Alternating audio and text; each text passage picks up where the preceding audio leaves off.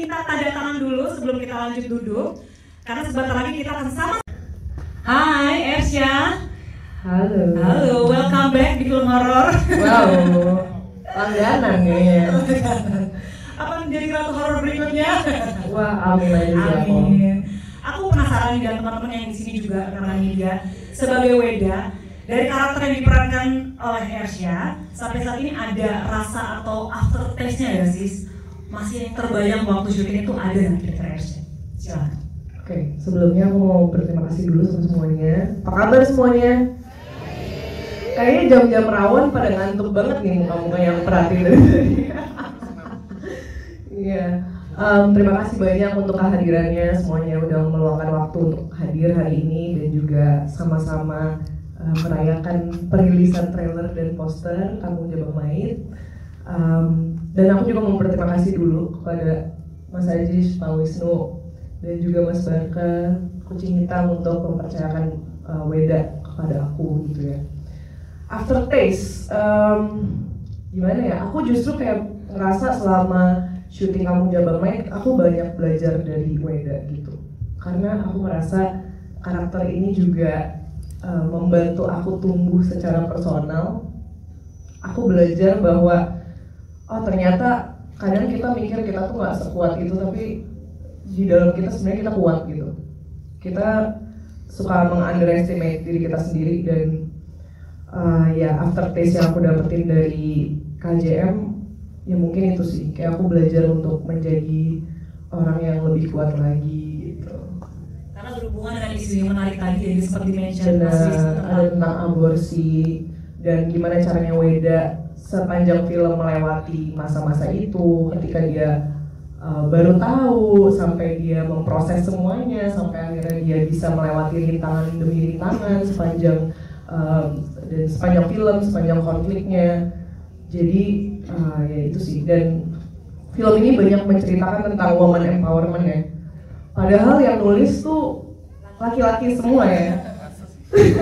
Yang menyutradai juga laki-laki gitu. Tapi aku salut banget karena bisa secara cukup akurat menjelaskan apa yang ada di dalam pikiran dan hati wanita gitu, dan punya empati sebesar itu untuk bisa menulis dan memvisualkan gitu point of view-nya wanita itu seperti apa gitu. Wow, seru banget ya, ternyata penulisnya laki-laki tapi ceritanya dari POV perempuan. Bener, bahkan pas sebelum syuting tuh mereka nanya sama kita kayak gimana menurut kalian sebagai perempuan, karena ini yang nulis laki semua nih, akurat gak? Gitu. Bener apa enggak gitu ya? Iya bener. Wow, ternyata risetnya cukup dalam ya. Dan peran peran Ersya di sini merangi karakter Weda, kamu memerankannya ada sesuatu hal yang berbeda nggak sih dari karakter yang kamu bawakan sebelumnya kira-kira? Pastinya sih, aku tertarik banget awalnya ketika ditawarin karakter Weda karena ya itu dia seorang model, padahal dari luar kan kelihatannya dia established, maksudnya dia udah punya karir, udah mandiri, udah bisa kerja, tapi kok di dalamnya rapuh ya, kok di dalamnya dia masih bergantung kepada Bagas gitu, laki-laki yang kita juga nggak tahu gitu niat aslinya di dalamnya itu seperti apa gitu kan. Tahan sedikit Ersya. Dan kita tidak boleh spoiler teman-teman, tapi penasaran, pintar ya Ersya aja membangun penasaran kita. Oh iya dong, harus dong. Terus ya itu sih maksudnya dibalik ke apa ya, keglamoran hidup dia ternyata isinya tidak seperti itu ya. Runyam banget gitu. Dan nanti kita bisa lihat filmnya nanti tanggal yang sudah ditentukan ya. Kira-kira nih menurut Ersya, audiens kamu nih ngeliat karakter kamu sebagai Weda ini seperti apa ya setelah nanti nonton film Kampung Jabang Mait? Kira-kira? Tambah sayang. Kata Mas Wisnu tambah sayang loh. Aduh nggak tahu lagi. Aku jujur tidak berharap apapun, nggak ada ekspektasi apapun, cuma berharap teman-teman yang nonton, apalagi apa tadi panggilannya warga agent Rangkaspuna tuh bisa happy akhirnya ngelihat Kampung Jabang Mait difilmkan, dan semoga juga teman-teman yang tadinya belum tahu tentang dunia Rangkaspuna, dunia Kampung Jabang Mait akhirnya bisa mengenal dan bisa jatuh cinta juga sama kayak kita di sini. Terima kasih. kasih Ersya. Wow, makin penasaran karakter Ersya di sini. Kayaknya cukup struggling juga ya karakternya. Dan apa sih misteri yang di dalam hati seorang Weda yang kita bikin penasaran. Setelah itu kita mau lanjut ke sebelah Kak Atika Silvan yang berperan sebagai Nito. Yes. Kembali lagi bermain di film horor Kak Atika. Kesannya gimana tuh waktu ditawarin karakter Nito? Silakan Kak. Ya hai semuanya, apa kabar? Jadi oke. Waktu itu aku excited banget ceritanya.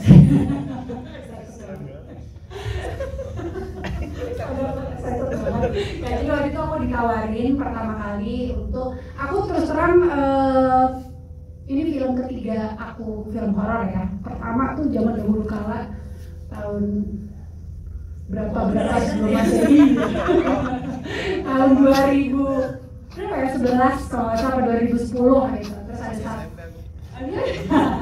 Terus ada satu film lagi tahun lalu dan ini film ketiga aku gitu. Jadi aku belum begitu banyak memang mengeksplor karakter yang atau apa ya hal-hal yang berkaitan dengan film horor gitu ya. Maksudnya kayak secara kan banyak hal-hal secara treatment, secara kita aktoran pendekatannya dalam film horor itu kan banyak yang berbeda juga gitu. Nah terus ya udah ini ketiga kali aku ditawarkan untuk film horor dan di sini aku diminta untuk menjadi seorang dukunnya aborsi pula. dukun aborsi apa lagi? Aborsi ilmu hitam immortal lah ya. Jadi sangat kompleks banget gitu ya. Jadi ini hal yang sangat menantang sekali buat aku dan orang dan kemudian di situ ketika aku ditawarkan aku dikasih tahu juga orang-orang yang terlibat di belakangnya. Waktu itu teman-teman cast yang lain udah pada lock gitu ya. Aku belum pernah main sama mereka, cuman mereka kan wanawiri terus nih di perfilman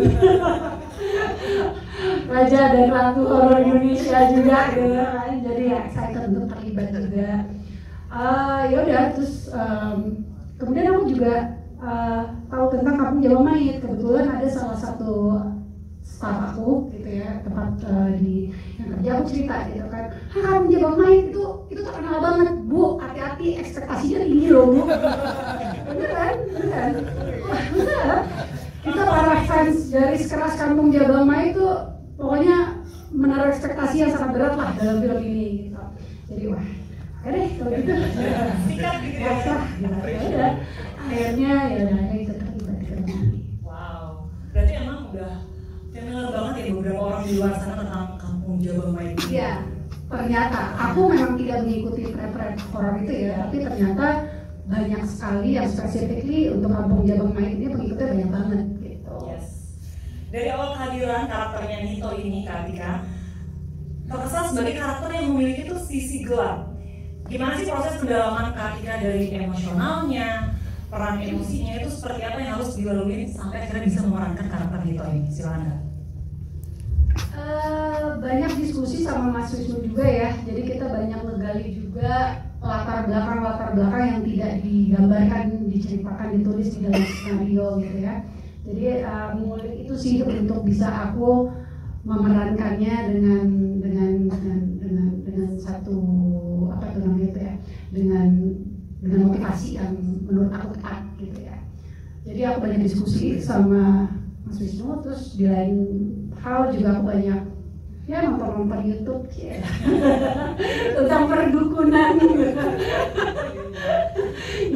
ya aku banyak mempelajari tentang dunia ilmu hitam, perdukunan, aborsi dan lain-lain, dan ternyata ya sangat menarik. Jadi aku banyak mempelajari tentang hal itu. Tapi kalau spesifik tentang itu aku banyak diskusi sama Mas Wisnu. Terakhir Kak Atika, ada nggak sih kata atau kalimat yang mendefinisikan karakter Nito menurut versi Kak Atika? Silakan. Apa ya? Ambisius, ya. Immortal, menghalalkan segala cara, Wah, itu sudah mendeskripsikan semuanya. Terima kasih Kak Atika.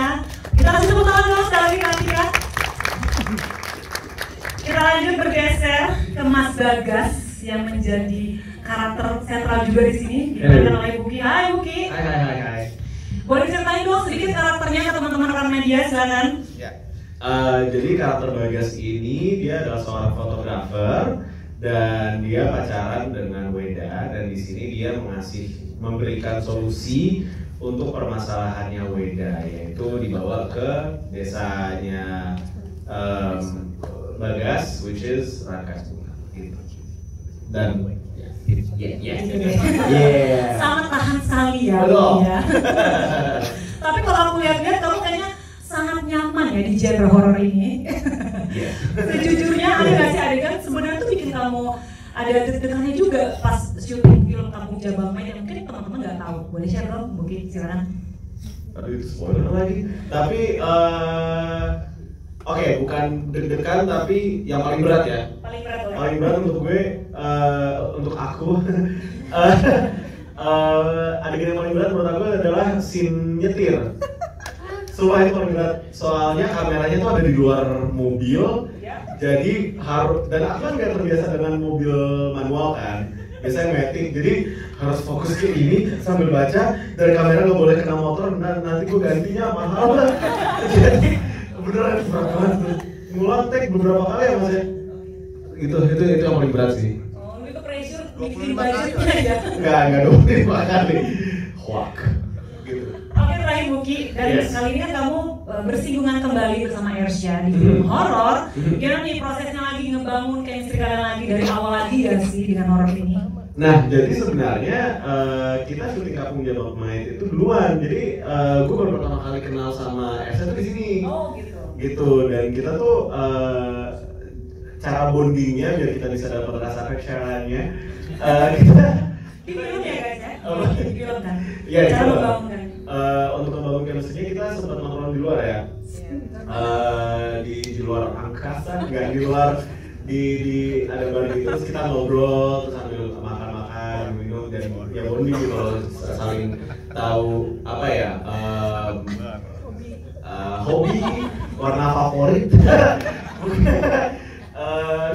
Sama apa ya luka-luka kita masa lalu, jadi kita bisa tahu gimana caranya untuk handle certain situations, bonding lah gitu.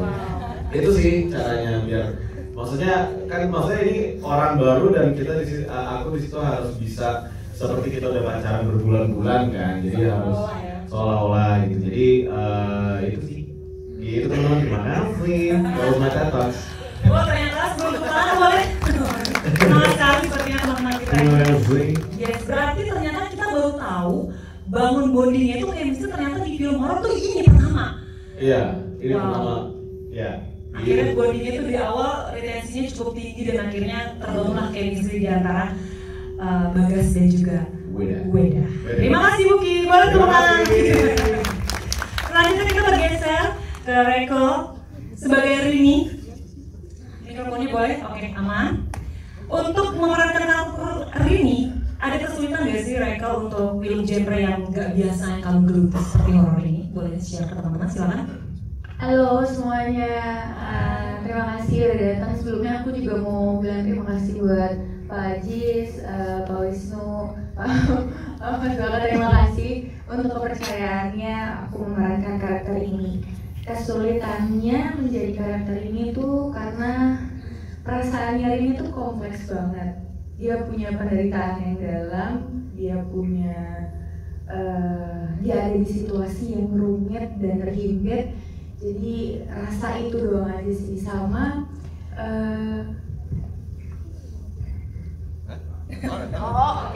jadi yang paling sulit juga aku di sini karena belum punya anak, jadi agak sulit untuk bonding sama anakku juga, sama rasa menjadi seorang ibu tuh seperti apa gitu. Wow, kompleks juga ya.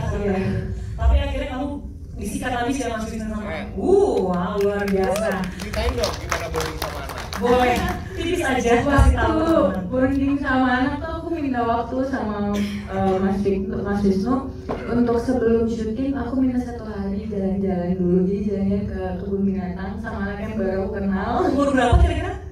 Guna tuh umur 9 tahun, jadi kita jalan-jalan dulu seharian sampai akhirnya mulai dekat, mulai tahu dia suka apa, mulai bisa bercanda. Jadi aku butuh waktu seharian untuk ngobrol sama si Guna. Sama aku sepirin terus Gunanya muntah. Oh iya bener. Jadi ternyata dia mabuk di mobil dalam perjalanan, terus akhirnya Gunanya muntah. Akhirnya saya sebagai ibu, Kamu gercep sebagai ibu. betul, harus bersih. Iya. Wow, langsung on the spot ya mas prakteknya. Dan aku penasaran nih, waktu kamu pertama kali baca skrip, perasaan kamu itu lebih ke excited atau takut sebenarnya? Excited pasti, sama mikir aku bisa nggak ya memerankan karakter ini yang cukup berat di film ini. Dan ternyata alhamdulillah ini menjadi kesempatan aku, dan semoga nanti bisa ditonton karakter ini dan semuanya bisa mendapatkan apa yang dirasakan sama Rini gitu. Wow, terakhir untuk Rachel, kalau kamu bisa bilang satu hal aja ke karakter ini di luar naskah ya, kira-kira sebagai Rachel apa yang ingin kamu sampaikan ke dia?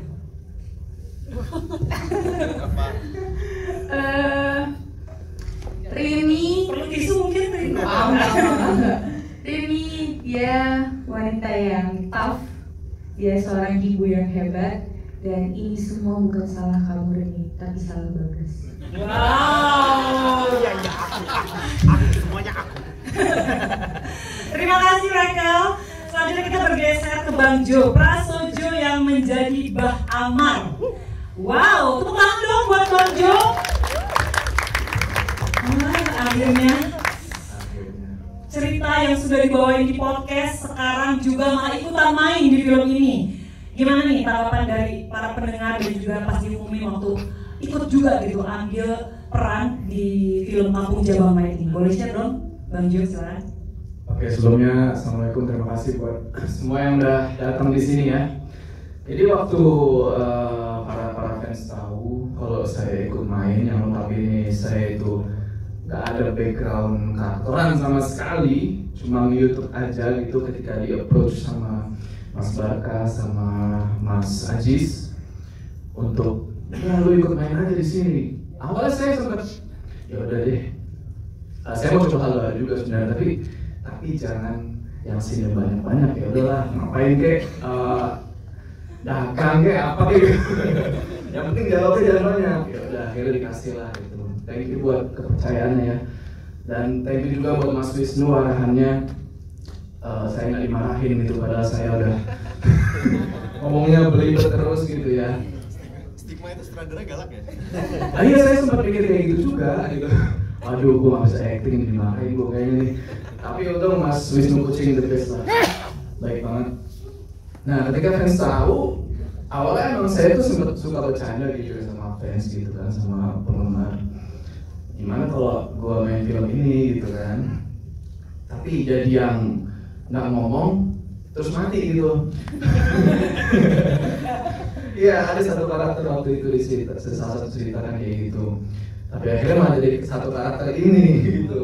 Tapi dari sini saya belajar, oh kayak gini tuh proses syuting film gitu, ketemu sama kru ternyata juga berbeda sama syuting YouTube gitu kan. Kalau YouTube kan ya kamera, tok gitu. Tapi kalau syuting film itu lebih masif lagi, banyak krunya, banyak aktor-aktor, artis-artis yang lain, dan pressure lebih tinggi sih. Wah, lebih deg-degan sih, apalagi yang di tempat itu.